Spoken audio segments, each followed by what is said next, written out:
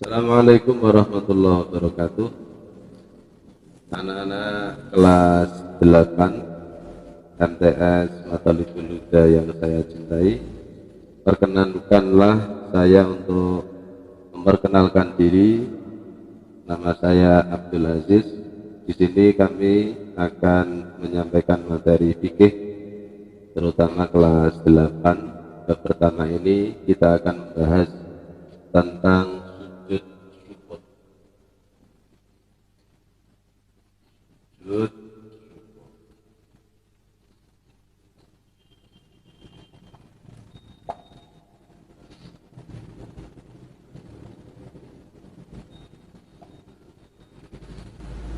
Tentu anak-anak sudah ada yang pernah membahas di kelas 7 atau di kelas dulu MI atau SD-nya, bahwa sujud syukur ini harus kita laksanakan ketika satu, kita menerima nikmat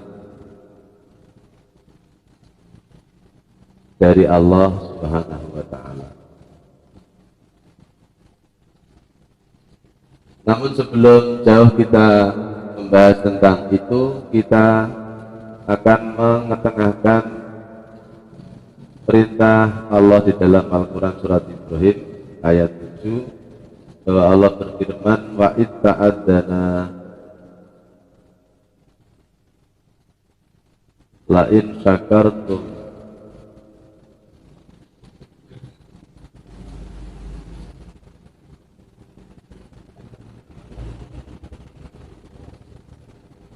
la azidannakum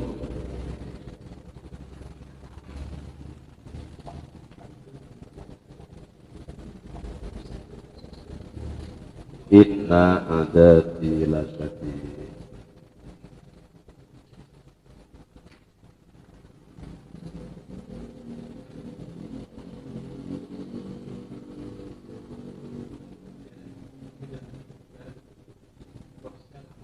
Jadi ini perintah Allah di dalam Al-Quran untuk kita semuanya.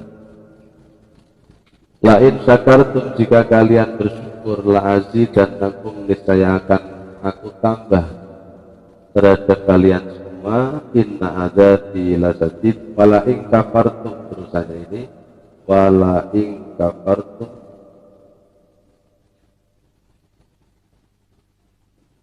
namun jika kalian kufur atau tidak mensyukuri, inna adzabi lasyadid, sesungguhnya siksaku betul-betul pedih. Ini merupakan petunjuk dari Allah untuk kita supaya kita selalu mensyukuri nikmat Allah Subhanahu wa Ta'ala. Dari ayat ini kemudian muncullah hukum sujud syukur. Lalu apa saja yang menyebabkan kita ini harus disunahkan untuk bersujud syukur? Itu ada 3. Satu, ketika kita mendapatkan nikmat seperti tadi yang sudah saya sampaikan. Yang kedua, kita mendapatkan kabar gembira. Kabar gembira.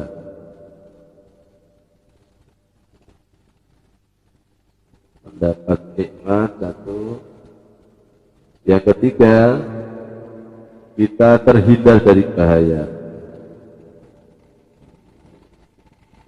Akan saya jelaskan satu persatu anak-anak. Mendapat nikmat contohnya misalnya bangun tidur kita masih bisa menghirup udara segar, masih punya nyawa. Kemudian kita disunahkan untuk bersujud syukur. Mendapat kabar gembira misalnya kita mengikuti ujian, kemudian ada pengumuman kelulusan, ternyata kita lulus, kita disunahkan untuk sujud syukur. Yang ketiga, kita terhindar dari bahaya, bukan bahaya.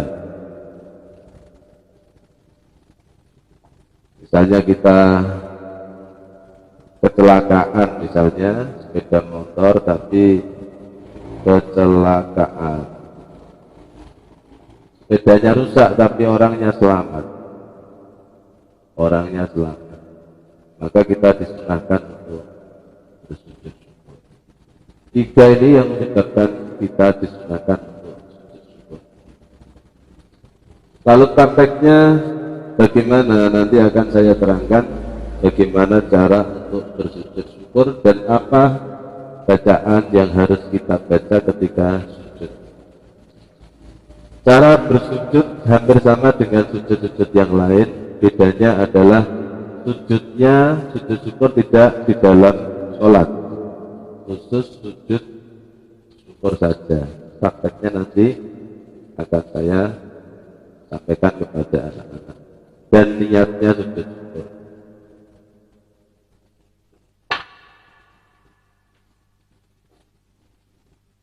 Niat sujud syukur seperti ini anak-anak. Nawaitu sujud syukri.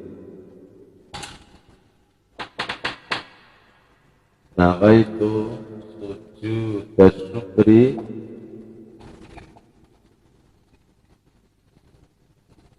lillahi ta'ala.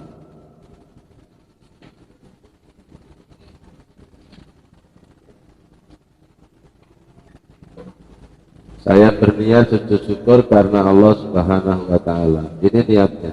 Nawaitu sujud syukri lillahi ta'ala.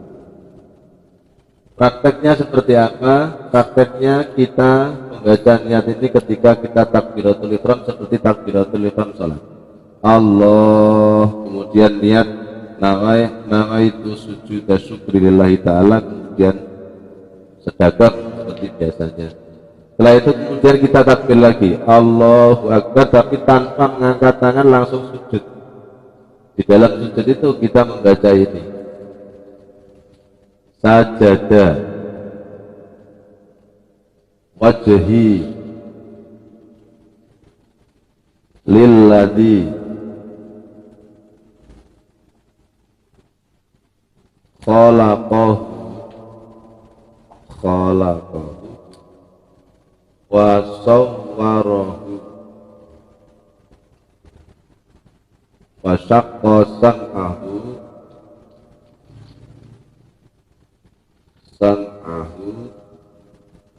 wa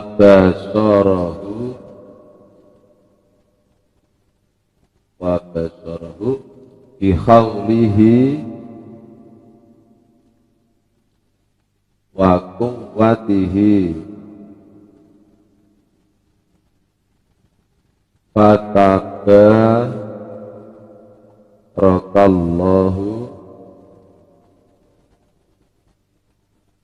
ahsanul khaliqin. Ini bacaan yang dibaca ketika dalam keadaan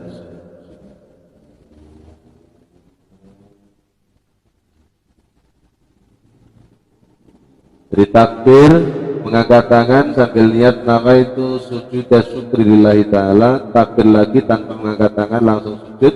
Dalam sujud itu membaca ini, sajada wajhi lilladzi khalaqahu wa sawwarahu wa syaqqa sam'ahu wa basarahu bi haulihi wa quwwatihi fatabarakallahu ahsanul khaliqin. Setelah itu kemudian takbir tanpa mengangkat tangan, duduk seperti duduk tasyahud atau tahiyat itu, kemudian langsung salam. Jadi hanya itu prakteknya, praktis. Takbir, niat, takbir lagi tanpa mengangkat tangan, kemudian langsung sujud. Dalam sujud membaca sajada wajhi lilladzi khalaqahu wa sawwarahu wa syaqqa sam'ahu dan seterusnya sampai khaliqin. Kemudian takbir lagi tanpa mengangkat tangan, kemudian salam. Itu syaratnya ada 3. Syaratnya 1, harus suci badan, pakaian, dan suci tempatnya. Yang dimaksud suci badan berarti badanmu harus suci, tidak punya hadas, baik hadas besar maupun hadas kecil. Pakaiannya juga harus suci, tidak boleh pakaian yang kena najis, misalnya kena kencingnya, atau kena kotoran hewan, atau kena apa-apa yang najis. Kemudian tempatnya juga harus suci, tempatnya tidak boleh ada najisnya. Menghadap kiblat yang nomor 2 syaratnya, menghadap kiblat.